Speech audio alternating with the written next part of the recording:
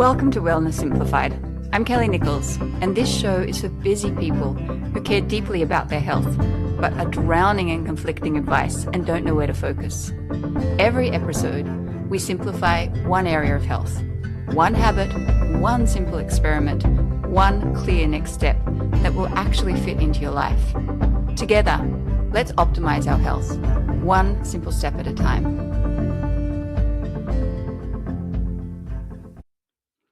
If you're a woman in your 40s or 50s and you're trying all the things to be healthy, yet you still feel stressed, exhausted, and maybe you can't shift that belly fat, this episode is for you. The things that you did in your 20s and 30s that kept you healthy and in great shape, they might actually be what's working against you now. I know, it sucks. I've experienced it myself.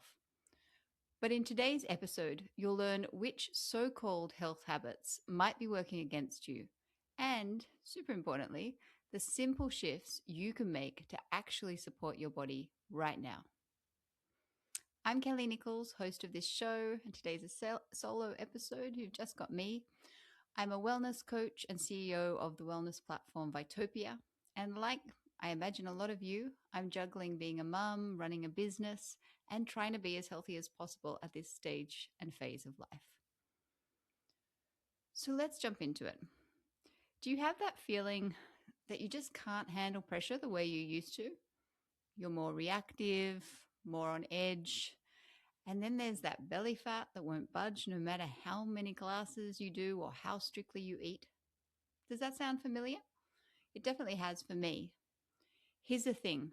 We're not going crazy, although sometimes I feel like it. In your 20s and 30s, estrogen was quietly doing a lot of heavy lifting, and you never noticed it. It buffered your cortisol response, supported deep sleep, kept inflammation low, and your metabolism flexible. You could train hard, eat less, push through, and bounce back. Not because you were tougher than you are now, because estrogen was absorbing the impact. The thing is, as estrogen fluctuates and declines in perimenopause, that buffer disappears. So your stress response system becomes hypersensitive. And I don't know if you've had that feeling, but I have definitely felt like my stress response has become more hypersensitive. So cortisol essentially stays elevated longer. And crucially, your body now reads physical stresses like the ones we're going to talk about today the same way it reads psychological stress. And it can no longer tell the difference as cleanly as it once could. So that means that the habits that used to signal discipline and used to work for you now actually signal danger. And the same inputs produce completely different outputs. And nobody told us. I know, how rude. Think of it this way. Your stress budget is smaller now, and you're spending it the same way you always have, which ironically is kind of how I'm living as a founder of a startup. You know, like in your 30s, you might have had a cortisol budget of 100 units. You'd spend 80 and then recover overnight. In perimenopause, that budget might be 60 and recovery is slower. So the same life now tips you into deficit, and you're probably living in deficit chronically. What I really want you to hear, and what I, have also needed to hear, that this is not a willpower problem. It's a biology problem.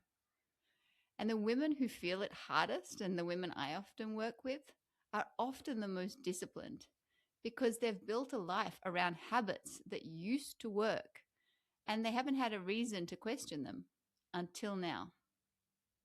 So let's dive into these 5 habits that used to work and are now working against you. The first one is restrictive dieting.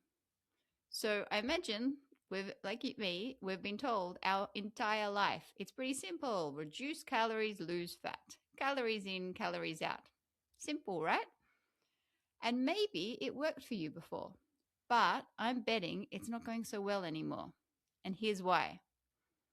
First of all, when you significantly restrict calories, your body doesn't know you're trying to fit into genes. It knows food is scarce, so it activates the stress response. cortisol rises. And in perimenopause, where your cortisol recovery window is already longer, a deficit that was manageable at 30 now keeps cortisol elevated for longer, which disrupts your sleep and directly suppresses the already declining estrogen and progesterone. So you're borrowing from a reserve that's already running low. Furthermore, under prolonged restriction, your body simply burns less to match what's coming in. So in perimenopause, this happens faster because estrogen plays a role in metabolic flexibility. So the harder you restrict, the more efficient your body becomes at surviving on very little. And that means your metabolism slows down. So you're not failing, your metabolism is actually succeeding at exactly what it's designed to do, which is obviously not what we want. Then there's the cortisol fat storage loop. So elevated cortisol promotes fat storage, particularly that visceral fat around the abdomen. So a perimenopausal woman restricting calories to lose belly fat while chronically stressed is inadvertently driving the hormonal environment that makes belly fat storage more likely. The restriction creates the cortisol drives the storage, and the storage doesn't shift. So she restricts further, and we get into this loop. So let's look at a reframe for this. The goal, I think in general, but even more so now in perimenopause, the goal isn't less food. It's not a restrictive diet. It's about eating the right food to keep cortisol stable, your muscles intact, and your metabolism supported. So some of the key things to think about. Protein. Protein is really critical in perimenopause. I personally go off the 1.6 to 2 grams per kilogram of body weight, aiming for that. Also, adequate fiber is really, really important. I did an interview with Natasha Sidoti, and she had some really great suggestions of how to just sprinkle fiber through your day. But it's key for your digestive system, and our digestive system also suffers in this period of our life. So really important to support it. And then a wide array of vegetables, fruits, and healthy fats. The episodes that I did with Anthea were really great, talking about increasing cruciferous vegetables and healthy fats, healthy oils, etc. So listen to those episodes as well for more detail. So the invitation here is to let go of restriction and instead focus on nourishment. How can you give yourself more nourishment in every meal? Habit number 2, exercise that no longer works for you. Exercise is unambiguously good for you, but the type and duration your body needs changes in perimenopause. Exercise is a cortisol event, so every bout of moderate to high intensity exercise triggers a cortisol release. In a healthy, well-recovered body, it spikes, it does its job, and it comes back down. But in perimenopause, the recovery window is longer. And if you're training hard 5 or 6 days a week, you're triggering cortisol events faster than your body can now clear the previous ones. Cortisol stops being a performance tool and becomes a chronic background state, which I think many of us live in or have lived in. Then there's the recovery gap. So estrogen plays a significant role in muscle repair and inflammation regulation. And as it declines, recovery takes longer and inflammation from training persists longer.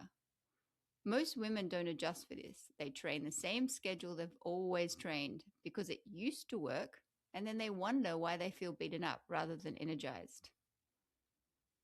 Chronic cardio, which I definitely used to be into. I've been exercising since I was, 12. I've been going to the gym since I was 12. And I, for the longest time, was into crazy amounts of cardio. But chronic cardio is a cortisol elevated state, and it actively promotes muscle breakdown and central fat storage. More cardio, less food, more cortisol, more muscle lost, more fat stored centrally. So the effort increases, the results move in the wrong direction. So again, how do we reframe this? Train with your hormonal reality, not against it. So, strength training is your highest leverage modality in this period of your life. It protects muscle mass, supports bone density, and doesn't carry the same cortisol load as sustained cardio. I know for myself, as I said, I used to be like crazy into cardio. I used to do 2 hour spin classes and this and that, and 10K runs all the time. I was all over that and I hated lifting weights.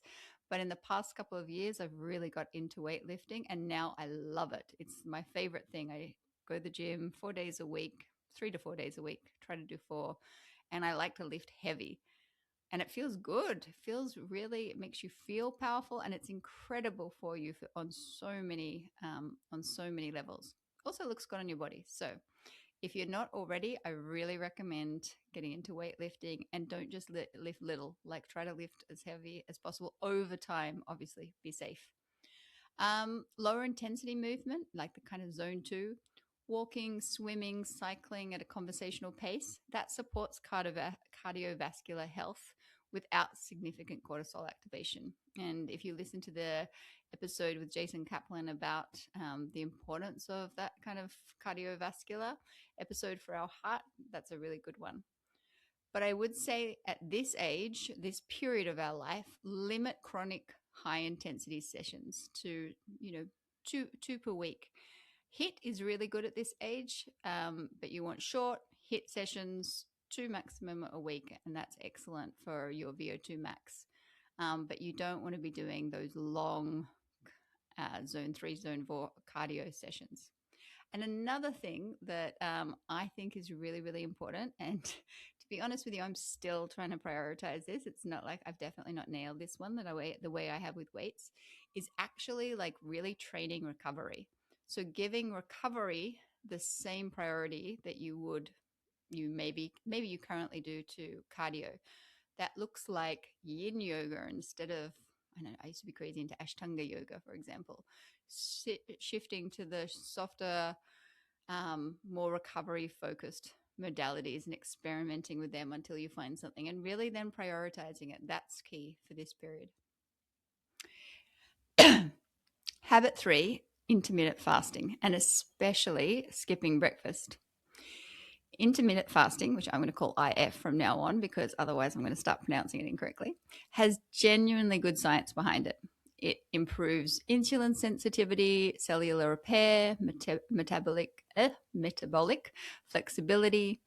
And for some people at some stages of their life, it's a really, really useful tool. But here's what the IF conversation almost never addresses. Most of the research was done predominantly on men. Surprise, surprise. It's the case for a lot of things in health and wellness. And so the specific hormonal reality of a perimenopausal woman barely features. So a lot of women in their 40 adopted IF. They skipped breakfast because, that's what all the bros were doing. Started the day with coffee because, again, that was the thing to do, right? Didn't eat until noon. And quietly, they created a hormonal environment that worked directly against them. So let's explain that a little bit. The cortisol awakening response. Cortisol naturally peaks in the first 30 to 45 minutes after waking. Your body mobilizing energy because your body is mobilizing energy for the day. And after the peak, it's supposed to gradually decline. Food, particularly protein and complex carbohydrates, helps facilitate that decline. It signals to the body that resources are available and the stress response can stand down. When you're fasting through the morning, that signal never arrives.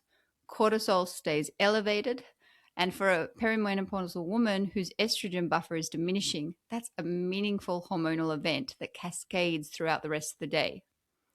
Then there's what I used to do, which is coffee on an empty stomach. This is the one that really matters and I want you to hear. Caffeine directly stimulates cortisol release.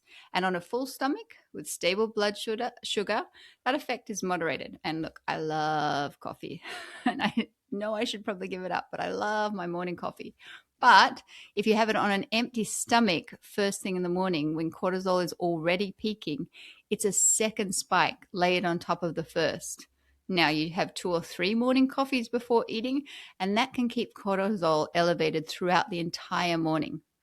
That cortisol load directly suppresses progesterone, disrupts thyroid function, destabilizes blood glucose, and affects sleep that night. And then there's the blood sugar cascade. Without food, blood glucose drops. The body releases more cortisol and adrenaline to raise it, and another stress signal. This is the 10 or 11 a.m. wall so many women experience. The fatigue, the irritability, difficulty concentrating, and we accept it just as this is just normal. But by the time they eat at noon, the blood sugar swing is significant. Insulin spikes and central fat storage, there's that thing again, increases. IF was often adopted to improve insulin sensitivity, but sadly, implemented this way, it can actually worsen it. So let's look how to reframe this. Intermittent fasting isn't inherently wrong. The implementation is the problem. My recommendation would be for women in perimenopause, eat within 60 to 90 minutes of waking and lead with protein. 25 to 30 grams at breakfast blunts the cortisol response and stabilizes blood glucose. Personally, I have like a protein smoothie about 90 minutes after waking. I have a smoothie just because I have 2 kids and I'm always running them places and I'm on a rush, but I pack it full of healthy things.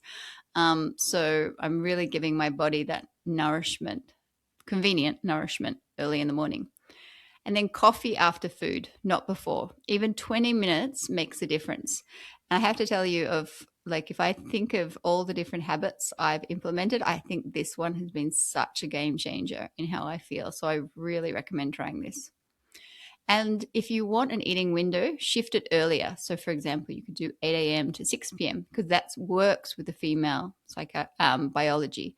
And if you listen to the awesome interview about preventing Alzheimer's with Jo, I think that was episode 2, she says about how we should try to stop eating 3 hours before bed, how that's really important for the brain, actually, the clearage of the brain throughout the night. Something I've heard this time and time again for decades now, and I didn't really listen to it until she told me, and I have Alzheimer's in my family. So I was like, okay. So I would really recommend, if you do want to create that eating window, do it by stopping eating earlier in the evening and make sure that you're getting breakfast. Habit number 4. Now, this might not affect some of you, but those of you who are in the kind of, optimization, biohacking world, you've heard this and tried it, and that's cold exposure. Cold exposure is having its moment, or really has been having its moment for, I don't know, at least 3 or 4 years now, where, ice baths were everywhere, cold showers, cold plunges. And the evidence for mood, inflammation, and recovery is absolutely real. But there's a version that's genuinely helpful and a version that for us quietly adds to that stress that we're already experiencing. So as you can imagine, cold exposure is an acute stressor. The body responds by releasing noradrenaline, which improves mood and focus and activates cellular repair process. So done right, the body mounts a stress response and recovers quickly. Over time, it builds resilience. But as I've been talking about in perimenopause, with cortisol sensitivity already elevated and recovery windows longer, that acute stress response doesn't always resolve cleanly. So there's specific scenarios where this goes wrong. There's the wrong time of day. Cold exposure in the evening activates the sympathetic nervous system when it needs to actually be winding down, and then sleep takes a hit. The wrong frequency. Daily cold plunges on top of hard training and a high stress body might be great for your husband, but probably not for you. It stacks cortisol events faster than the body can clear them. And then there's the wrong baseline. Look, if you're already depleted and overwhelmed, cold exposure draws on a reserve that's already empty. And I can definitely share from personal experience there. I was going through a really stressful period a couple of years back, and my partner and I went on this awesome, highly recommend it was so good, 4-day trip where it was cold exposure and breath work and everything. But the cold exposure was intense, really intense. And afterwards, my stress levels like just went in the completely, so my HRV dipped. And my partners were awesome. So for a male, that kind of cold, like it was 4 days of cold exposure, was brilliant for him. And as much as I love the experience, though, it was the complete opposite for me, for my physiology. So let's reframe this.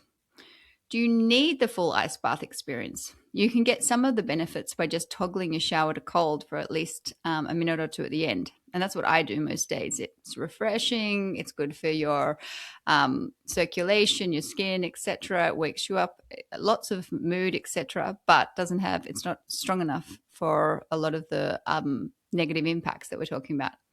And if you do want to do an ice bath, don't do them daily and never in the evening, or it will disrupt your sleep and you might already be having enough problems with your sleep.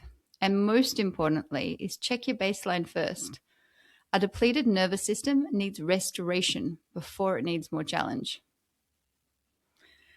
Habit 5, always on. This last one isn't a wellness habit, it's a behavioral pattern, and one that most of us have normalized so completely we've stopped even seeing it. It's always moving, always producing, multitasking without thinking about it, getting by on 6 hours of sleep because there's just more to be done. And you're fine, right?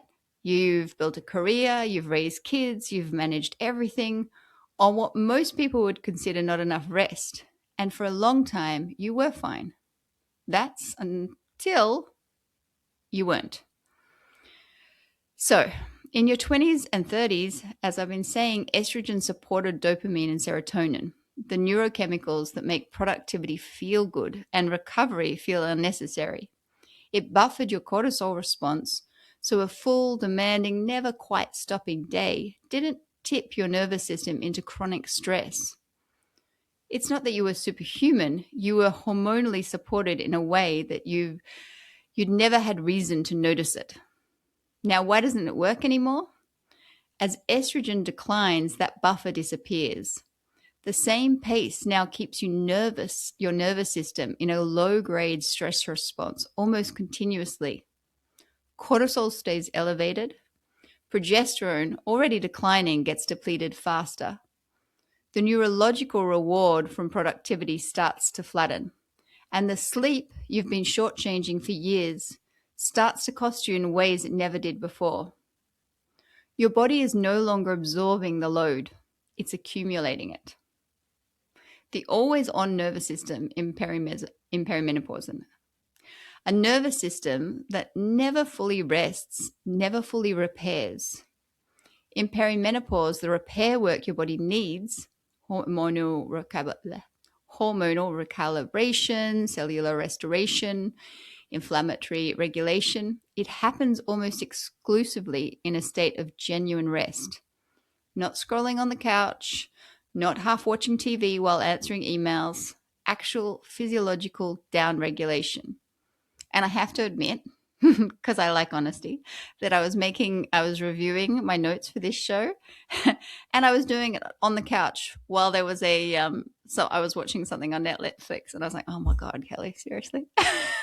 So I am definitely not perfect. Anyway, look, the woman who navigates perimenopause most smoothly, they're not actually the ones who are doing the most. They're the ones who've allowed themselves to do less and more deliberately. They're the ones who treat rest not as the absence of productivity, but as its own active practice. Rest isn't what happens when you've finished everything. In perimenopause, rest is the work. And as I've been saying, it's the work that I too need. So I am unbelievably, totally on this journey with you. So today we've covered 5 habits, 5 things that are working against you in perimenopause. And I want to be really clear. I am not suggesting that you go and try to fix all 5. The urge to do that, to build a whole new protocol, is honestly a bit of the last habit that we just talked about, that kind of hyper-productive, I can solve anything, I can do anything attitude. I want you to do the opposite. I want you to go back through the 5 things we covered, the caloric restriction, the exercise load, the skipped breakfast, and the morning coffee, the cold exposure, and that always on, never truly resting way of moving through your days. And one of them landed differently than the others. I don't know which one it was, but I imagine that one of them you're like, oh my God, yeah, that's me, totally. I want you to start there, just there. Don't worry about the other ones. You can do them later. And then I want you to ask yourself one question. What is the smallest possible change I could make this week that would start signaling safety to my body? Maybe it's adding more nutrient-dense food rather than restricting further. Maybe it's swapping one run for a yoga class. Maybe it's eating a protein-rich breakfast before your first coffee. Maybe it's skipping the ice bath for 7 days and seeing how you feel.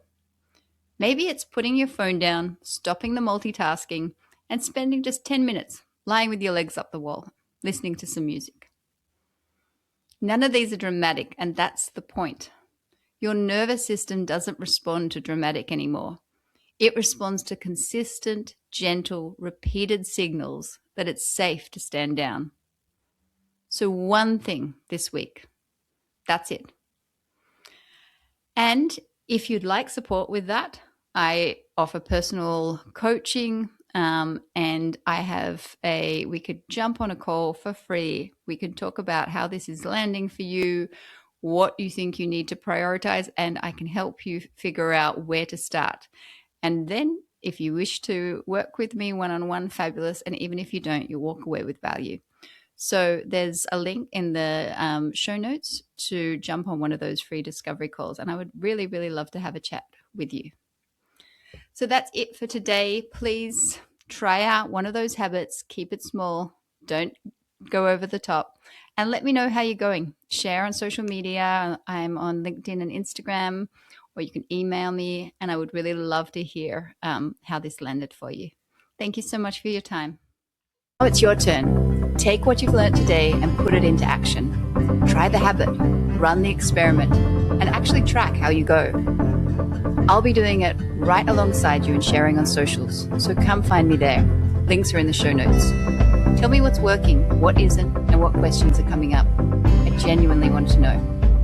And if today's episode helped, share it with someone who needs it. And if you haven't already, hit subscribe so we can keep optimizing our health together, one simple step at a time. Take care, and I'll see you next week.